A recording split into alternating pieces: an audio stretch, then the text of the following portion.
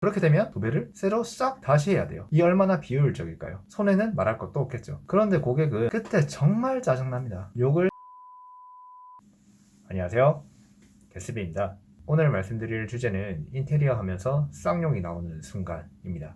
인테리어 현장을 관리하다 보면 여러 가지 변수와 상황 때문에 스트레스 받는 순간이 많은데요. 크게 5가지로 나눠봤습니다. 인테리어에 관심이 있으신 분들은 이 영상을 끝까지 보신다면 업무 참고에 많은 도움이 되시리라 생각합니다. 공사를 하다 보면 고객과 의견 충돌이 종종 있습니다. 물론 고객마다 차이는 있지만 기본적으로 충돌은 있는 것 같습니다. 대표적으로 3가지가 있는데, 첫 번째, 고객의 변덕스러운 요구입니다. 분명히 협의 전에는 A 타일로 하기로 했었는데 갑자기 B 타일로 해달라는 겁니다. 이미 타일을 거의 다 붙여가는데 이럴 때 정말 미칩니다. 공정이란 거는 순서가 있습니다. 고객의 요구를 들어주기 위해서는 기존에 짜놨던 일정을 모두 파괴해야 합니다.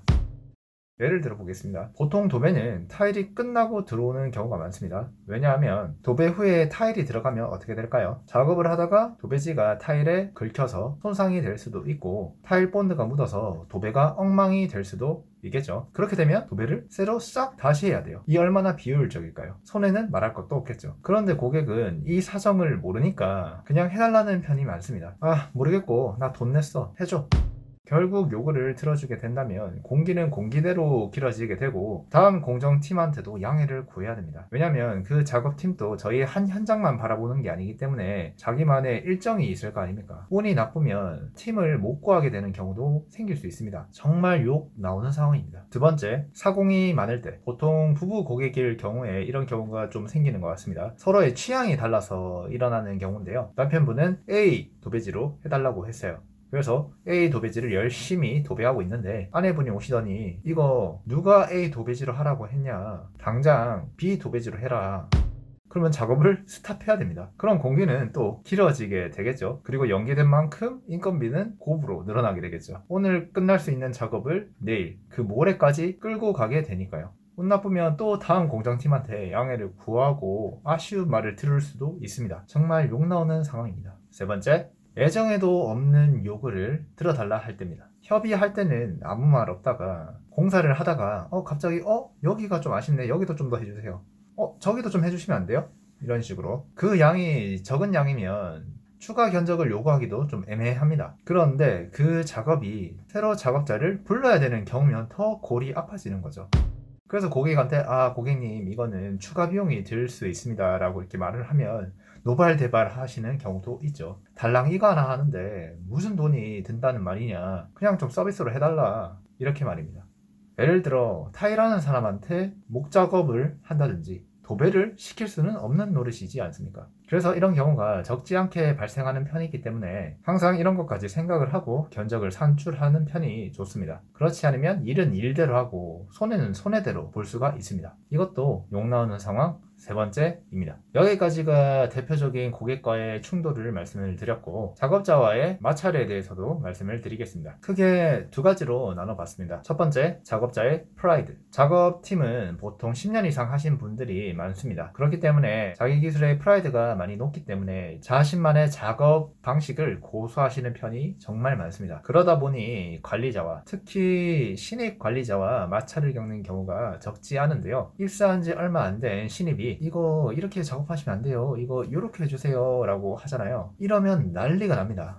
내가 알아서 할 테니까 그냥 보고만 있어, 혹은 알았어 하고 자기 방식대로 하시는 경우도 있습니다. 그러다가 나중에 아니 나 이렇게 해달라고 한 적 없는데 왜 이렇게 하셨냐고 그런 식으로 크레임이 터지면 그럴 때는 쏙 빠지십니다. 욕은 현장 관리자가 고스란히 다 먹게 되는 거고요. 그러면 해당 공정에 대한 작업팀을 새로 불러야 되는 상황도 생길 수가 있습니다. 정말 그때는 얄밉고 욕이 나오는 상황입니다. 물론 전 작업팀이 그렇다는 말은 절대 아닙니다. 의견을 내서 더 나은 결과물이 될 때도 많고 그렇게 간접적으로 많은 것을 배우기도 합니다. 하지만 일부 소수의 무조건 자기 말이 맞다, 내 방식이 맞다고 고수하시는 기술자분이 계세요. 오랜 경력으로 자기 업의 프라이드가 높은 것은 충분히 인정받을 만한 일입니다. 멋있고요. 그런데 관리자의 말도 조금은 귀담아 주셨으면 좋겠습니다. 결과가 잘못되었을 때 욕은 오로지 관리자가 먹게 되니까요. 두 번째, 사고 친 걸 은폐할 때. 작업자가 실수를 저질렀는데 그것을 은폐해서 나중에 문제가 되는 경우가 한 번씩 있었던 것 같습니다. 예를 들어 작업팀이 자재나 장비를 나르다가 시트나 도배를 찍는다든지 타일을 깬다든지 등등 여러 가지가 있는데, 이건 당장 사고 발생 시 말하지 않으면 관리자가 신이 아니기 때문에 바로바로 실시간으로 체크하기가 현실적으로 어렵습니다. 작업자는 자기 이미지가 안 좋아질까봐 혹은 인건비가 까일까봐 이런 여러 가지 이유로 말씀을 안 하시는 것 같은데, 후에 후폭풍은 관리자가 다 먹게 됩니다. 그때 정말 짜증납니다. 제가 한 것도 아닌데 욕을 대신 먹으니까. 어제까지는 분명히 멀쩡했던 데가 아침에 확인해보니 갑자기 찍혀 있거나 찢어져 있습니다. 정말 화가 많이 나오는 상황이죠. 심증은 있는데 증거가 없으니까 뭐라 밀어붙이기도 좀 그렇습니다. 어쨌든 책임은 져야 되니까 울며 겨자 먹기로 관련 작업자를 다시 불러서 작업을 하는 경우도 있습니다. 만약에 작업 레벨이 낮다면 관리자가 직접 이렇게 하는 경우도 있습니다. 저도 참 여러 가지 많이 했습니다. 인테리어 공사를 하다 보면 이렇게 단사고가 종종 있기 때문에 실리콘을 새로 쏜다든지 타일 매지 넣기, 장기스 커버, 기타 등등의 것들은 스킬들이 어느 정도 능숙해지는 것 같습니다. 이런 작은 작업들이 생길 때마다 작업자를 부르게 되면 그 손해는 어마무시하기 때문에 중간중간 이런 스킬들은 꼭 익혀두시는 게 손해를 최소화할 수 있는 팁 중에 하나입니다. 작업자님, 제발 뭐라 안 할 테니까 사고를 쳤으면 그때그때 바로 말씀해 주셨으면 좋겠습니다. 늦게 발견할수록 관리자는 죽어납니다.